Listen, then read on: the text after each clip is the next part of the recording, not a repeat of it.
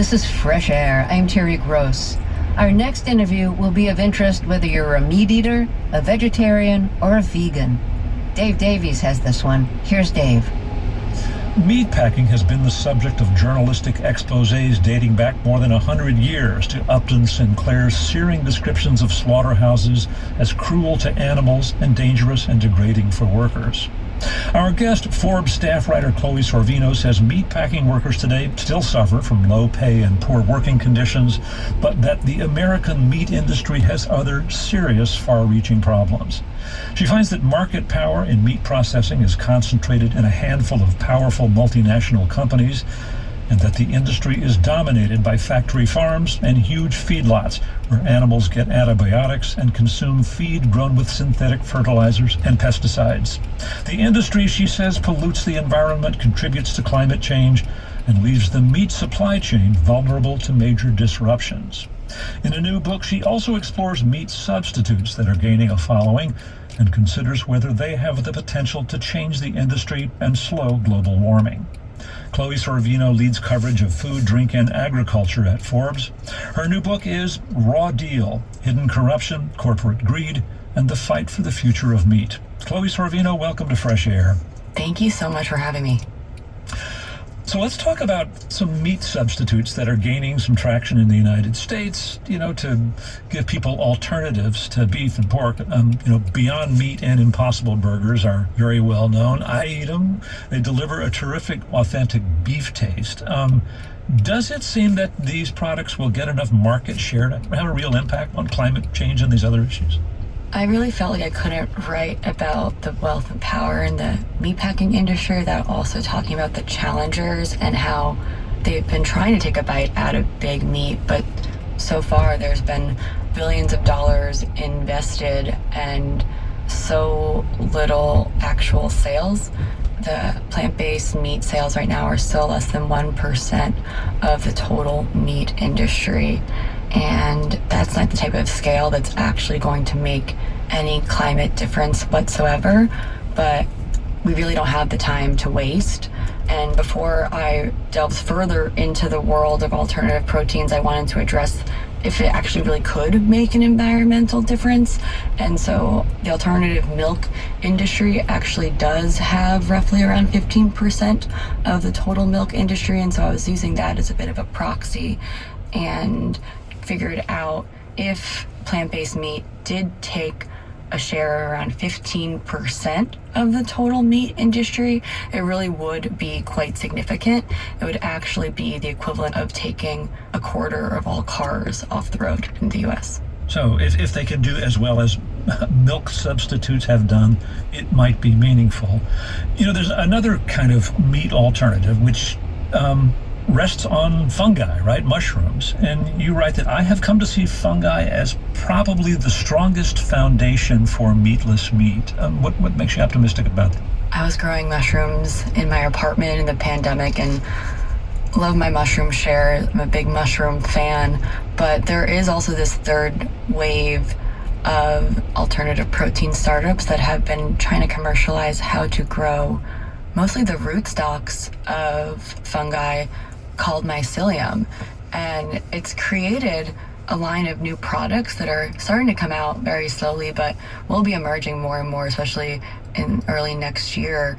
And they take no pollution for the soil. They're not using any harshly farmed commodities, while at the same time, these products are often not having to use as much processing. Most of the alternative protein products on the market right now are often very ultra processed, filled with additives and different ingredients. But the mycelium-based products are actually pretty much sliced and then almost use like a chicken breast or a slice of bacon.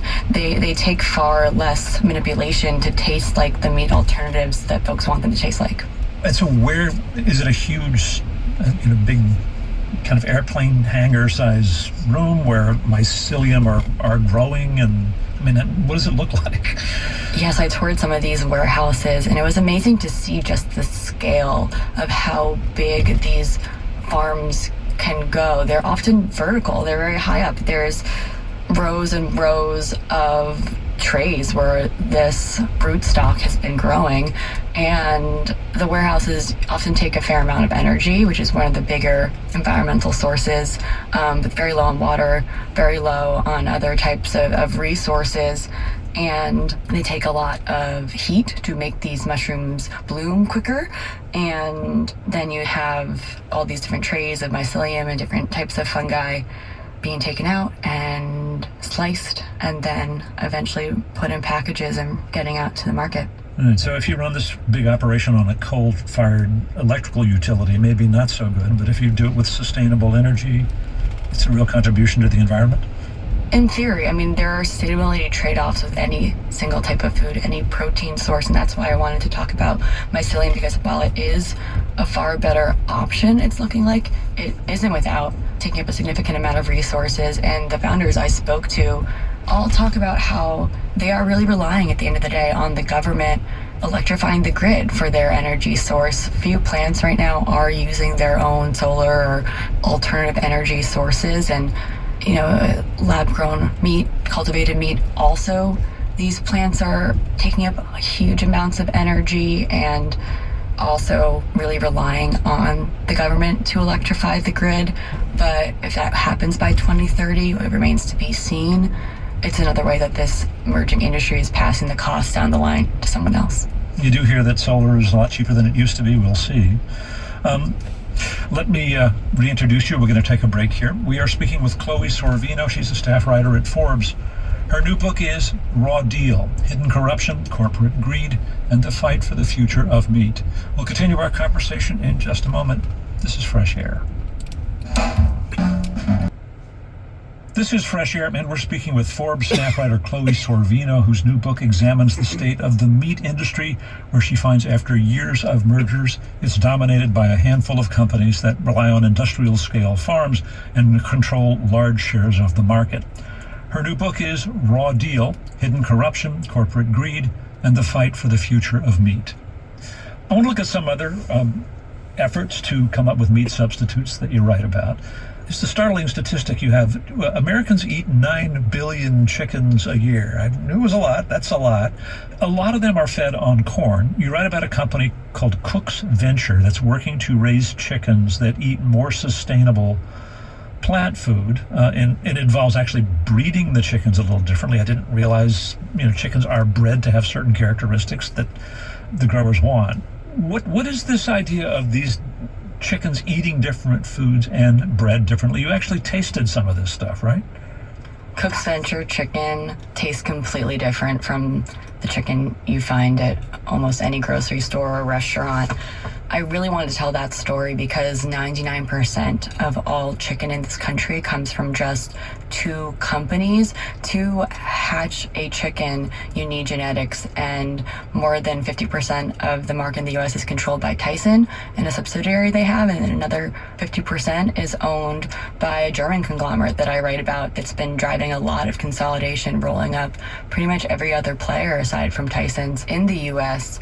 And Cook's Venture is trying to create a sustainable pasture-raised system where these chickens are going out of their houses whenever they want, foraging through the dirt and the forest and even the different streams on this property. And they are only really able to do that and be as athletic and active because they are this different breed that Cook's Venture has been bringing back and may eventually one day start licensing it to compete with everything that is out there. So how is it more environmentally responsible? I mean, it tastes better. That's okay. That's good. And the chickens have less miserable lives. Why is it better for the environment?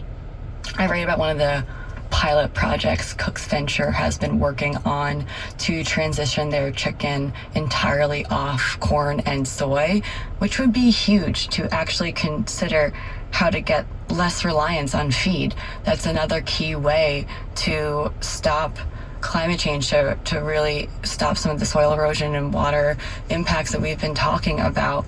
But they're testing a bunch of different alternatives from sorghum to wheat. They've been working with farmers to be able to do cover cropped wheat that they're still actually able to harvest without impacting and tilling the soil. And at the same time, then this holistic system that they're building in Arkansas has orchards that they've been rehabilitating, and the chickens then also are spreading their own manure through the soils, and these are very lively grasses, completely different from what a massive feedlot chicken operation with thousands and thousands of birds forced into confinement, unable to move. And can they do it on a cost basis that makes their birds competitive with the stuff that people get in the supermarkets? The birds are competitive right now. I mean, not to say that they're making huge profits yet.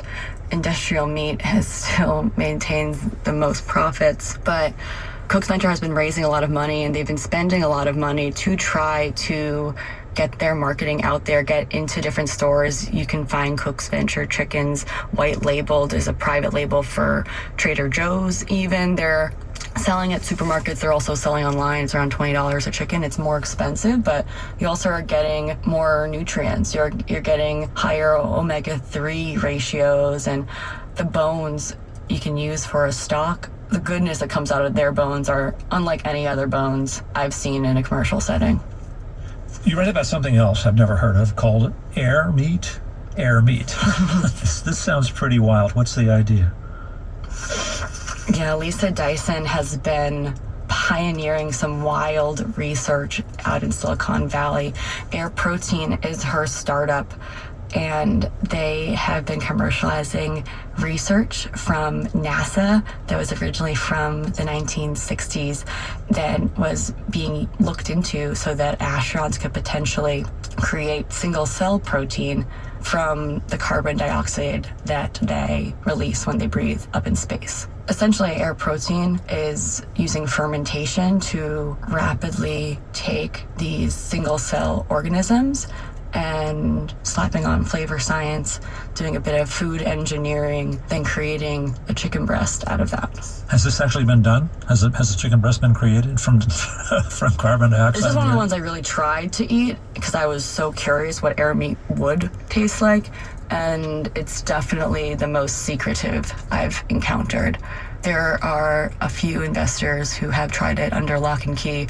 I, as a rule, as a journalist, don't sign NDAs, so I was not going to be doing that to try it, but I'm really hopeful to soon. They just raised a Series B and are getting way closer towards production. All right, well, you have to tell us what that's like on a Whopper. Chloe Sorvino, thanks so much for speaking with us. Thank you so much for having me.